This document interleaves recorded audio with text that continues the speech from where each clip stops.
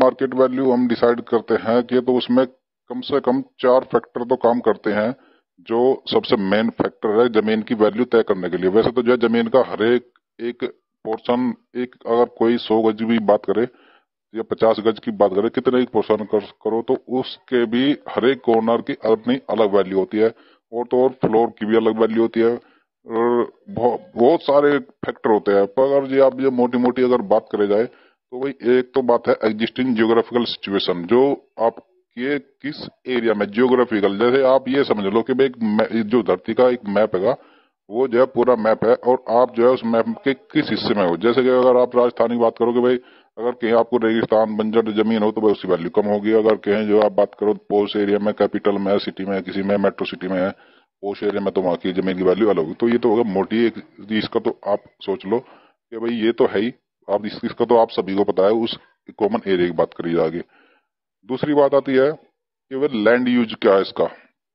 आपको इसको जैसे अगर गांव की आजकल जैसे दिल्ली देहरादून या कई सारे, हम तो एक्सप्रेस वे की बात करते हैं, तो ज्यादातर गांव की जमीन में को निकल जाता है। वैसे ज्यादा शहरों में भी है, मगर गांव में को जो है ज्यादातर जाते हैं, उनकी जमीन खेती की जमीन ज्यादा जाती है। तो भाई अगर इसमें बात करें जाए लैंड यूज, कुछ ऐसी आते हैं सिंचित होती है, कुछ असिंचित होती है, कुछ गवर्नमेंट की जमीन होती है, कुछ अलग अलग किस्म की जमीन होती है। तो ये एक बड़ा फैक्टर है किस तरह की जमीन है। ये तो जो है हमारा 3A 3D इन सब नोटिफिकेशन में भी गवर्नमेंट ही डिसाइड कर लेती है कि भाई किस तरह की जमीन है और उसका मुआवजा किस तरीके से तैयार होगा। फिर उसके अलावा फिर अगली बात करते हैं कि भाई जो आपकी जमीन है, जो कई शहर की जमीन है और गांव की जमीन है, तो उसकी जो दूरी है, अगर वो किसी पहले से ही हाईवे है उसी के बिल्कुल पास से जा रही है, और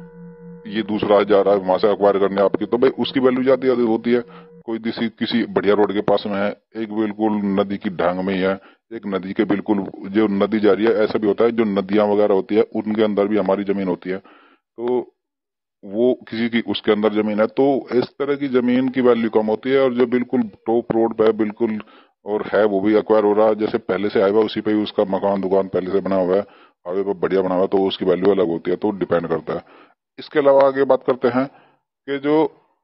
मार्केट वैल्यू जो अदर सिचुएटेड लैंड है, आपके आसपास की लैंड है, तो भाई उसके अनुसार भी तय होती है। ये तो हमारी पहली बात थी। फिर उसके बाद आसपास की जमीन, अब आसपास की जमीन का एक ये चलता है। अब जैसे अगर कोई बहुत गवर्नमेंट का बहुत बड़ा प्रोजेक्ट है, जैसे कोई पूरी कॉलोनी बस रही है, जैसे अगर आप बात करें Noida, greater Noida, Tonya city,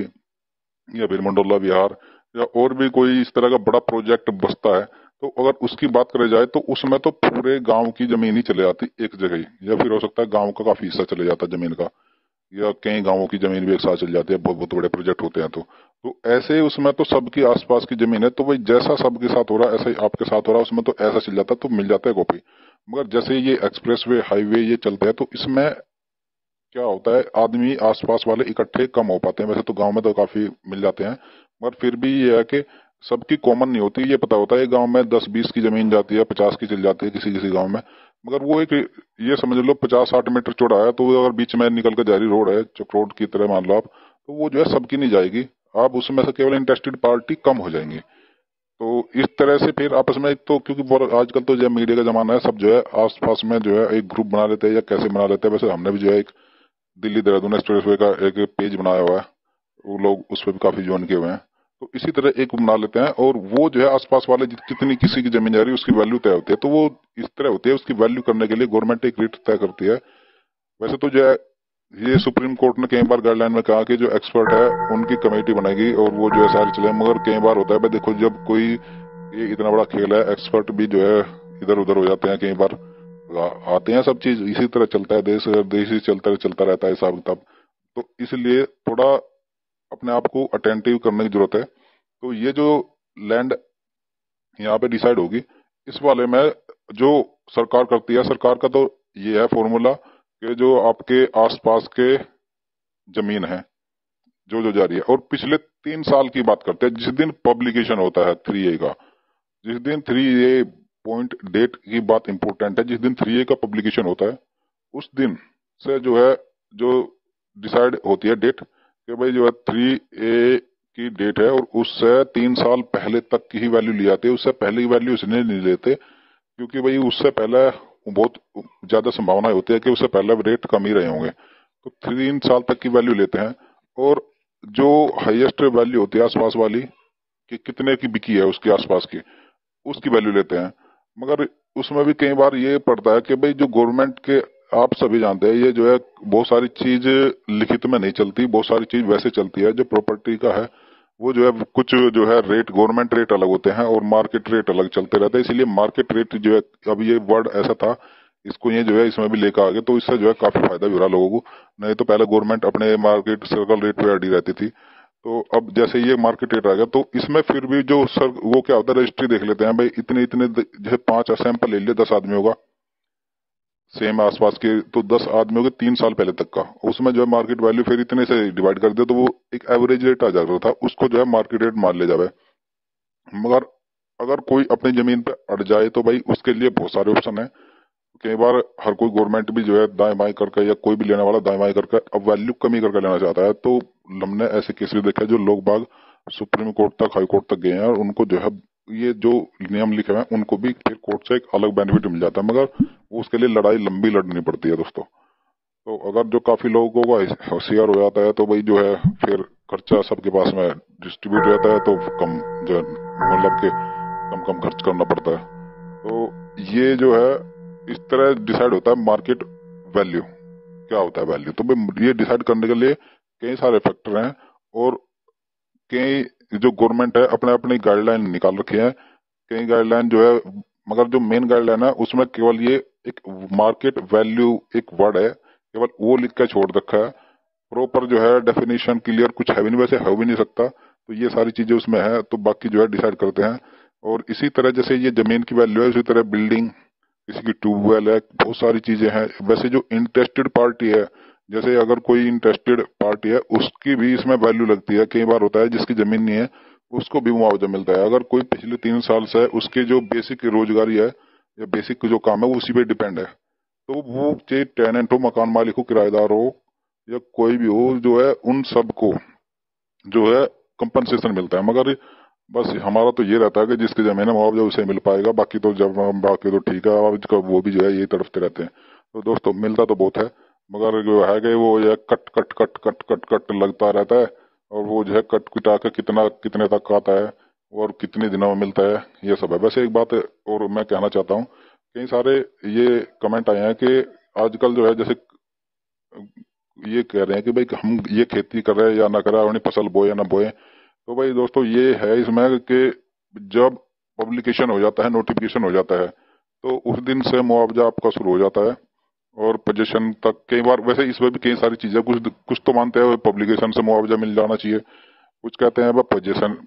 कोई पोजीशन से, कोई क्या पब्लिकेशन से, और कुछ कहते हैं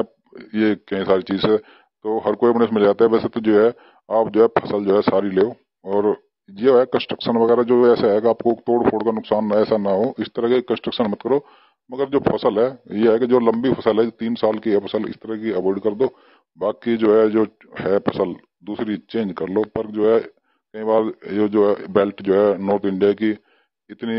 उपजाऊ बेल्ट है कि भाई जो है जो ईख वगैरह का ज्यादा चलन है, तो ये जो है 3-3 साल तक का है, तीसरे साल में जाके पैदा हुआ है बढ़िया, दूसरे साल में। अब पहली साल का तो ऐसा रहता है, तो इसलिए हर कोई सोचता है। तो वैसे पर मेरे हिसाब से जो हाईवे और इसमें जो है कुछ ज्यादा जमीन किसी की नहीं जाएगी ज्यादातर, क्योंकि पर जैसे मतलब कि ऐसे नहीं कि पूरे चक्के चले जा रहे हैं, तो अगर किसी के बीच में से जा रहा है, किसी साइड में जा रहा है, पर ये भी हो सकता है किसी की कमी जमीन है तो उसके लिए थोड़ी मुश्किल हो जाती है। तो दोस्तों आज के लिए यही था, बाकी जो है हम और भी नेक्स्ट वीडियो में कवर कराएंगे, क्योंकि ये जो है एक ही वीडियो में सारा कवर कर पाना मुश्किल है। ये जो है जब सुप्रीम कोर्ट कोई ऑर्डर देता है ना, तो वो जो है 500 हजार हजार पन्ने तक छाप देता है, तो वो इतनी जल्दी करने होते है। ये लड़ाई होती है केवल ये, वैसे तो 2 शब्द हैं, मार्केट वैल्यू, मगर इसके लिए ना हजारों लाखों वीडियो आपको मिल जाएंगे और बहुत सारी चीज मिल जाएंगे। तो दोस्तों मेरा कहने का बस एक ही है उद्देश्य कि आप जो है एक्टिव रहना, और जितनी जल्दी एक्टिव हो जाए, क्योंकि इसमें एक जो है जब 3 प्रकाशन होता है ना, तो उसमें तभी आपको ऑब्जेक्शन करने के लिए किस दिन का टाइम मिलता है, और वो जो है लोगों को तब पता ही नहीं होता जब सर्वे चल रहा होता है, या फिर कई बार सर्वे भी कैसे होता है। तो भाई ये अगर नहीं पता तो जो है भाई ऐसे हो जाता है सब चीज, और जब तक पता चलता है जब तक टाइम निकल जाता है। तो ये खेल बहुत बड़ा है भाई, अगर आपके पास में आने वाला है तो हमने उसके कौन सा आपके पास में प्रपोज है, कौन सा नहीं है, आने वाला है, तो इनकी एक साइट है भूमि राशि, उसमें ना पता चल जाता है आपके एरिया में है या नहीं है, कौन सा आने वाला है। तो अगर पहले ही जानकारी हो जाए तो आप उस एक हमने वीडियो बनाई है उसके ऊपर, तो जो है आप चेक कर सकते हैं अपने यहाँ पे कि आप यहाँ कौन सा प्रपोज है, क्या पोजीशन है, वो सारी चीज उसमें कर सकते हैं। आप कंप्लेंट वगैरह भी कर सकते हैं सर, या कोई सजेशन भी डाल सकते, शामली अम्बाला या कोई भी एक्सप्रेस वे, किसी भी कोई भी जमीन अधिग्रहण के लिए जब गवर्नमेंट जमीन एक्वायर करती है तो उसके अंतर्गत मेन होती है, वैसे तो जो है जब मुआवजा डिसाइड करते हैं तो उसमें जो है सबसे पहला जो पॉइंट होता है वो होता है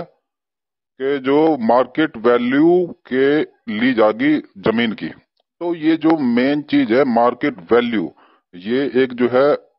अलग अलग एक ऐसा वर्ड है, वैसे तो ये दो ही अक्षर है, मगर ये जो है हाई कोर्ट, सुप्रीम कोर्ट और जितने भी एनएचआई और जितने भी सरकार है या एसडीएम है, कोई भी सर जो है सब के सब जो है इसको अपने फेवर में लेके आना चाहते हैं। जिसको जमीन लेनी है वो इसको कम करना चाहता है, और जिसकी जमीन जाती है वो इसको ज्यादा करना चाहता है, और ये जो है कोर्ट हर जगह तक जा चुका है। तो इसमें आज हम जल्दी ही बात करते हैं कि मार्केट वैल्यू जो है किसकी चीजों से डिसाइड होती है जब जमीन का मुआवजा तैयार होता है, क्योंकि उसके बाद में जो मल्टीपल फैक्टर है वो तो सेम डिसाइड कर रखा है गवर्नमेंट ने, उसमें तो कोई चेंज होना नहीं है। उसके अलावा जो सोलिटियम है वो भी 100% कर रखा है, उसमें कोई डिसाइड नहीं है। तो जो 12% का इंटरेस्ट है वो भी डिसाइड है, उसमें भी कोई चेंज नहीं है। तो जो मार्केट वैल्यू लगती है या तो जमीन की हो या फिर मकान की या किसी की भी, तो ये एक मेन पॉइंट होता है, ये सबसे पहले डिसाइड हो जाता है। और जो है हम जो है इस पे इसी के ऊपर लड़ाई चलती रहती है, और लाखों मतलब के सालों सालों तक जो है केस भी चलते रहते हैं, क्योंकि इसमें ना बहुत लाखों करोड़ रुपए का अंतर आ जाता है आपकी जमीन की वैल्यू में। अगर आप समझ लेते हैं तो ऐसे बहुत सारे केस है जो सुप्रीम कोर्ट तक गए हैं और जीते हैं, और उनको जो है करोड़ों करोड़ों रुपए का, क्योंकि जो है ये एक आदमी की बात नहीं है कि हमारा पूरा एक समूह बन जाता है, और समूह अगर डिपेंड कर ले तो जो है बहुत ज्यादा प्रॉफिट होता है। क्योंकि जिस तरह की लड़ाई जो जमीन की लड़ाई है, ये कह लो कि भाई ये जो है काफी लंबी चलती है। अगर कोई चुपचाप लेकर बैठ जाए अपना तो भाई ठीक है, नहीं तो जो है चाहे गवर्नमेंट हो चाहे कोई हो, हर कोई जो है सस्ते रेट पे सब अपना कम से कम खर्चा करना चाहती है। तो ये जो एक केस है, इस केस की बात करें, ये सुप्रीम कोर्ट का जजमेंट है। ये जो है कपिल मेहरा के है, यूनियन ऑफ इंडिया और कपिल मेहरा, इनसे केस हुआ। तो इसकी बात करते हैं। ये जो है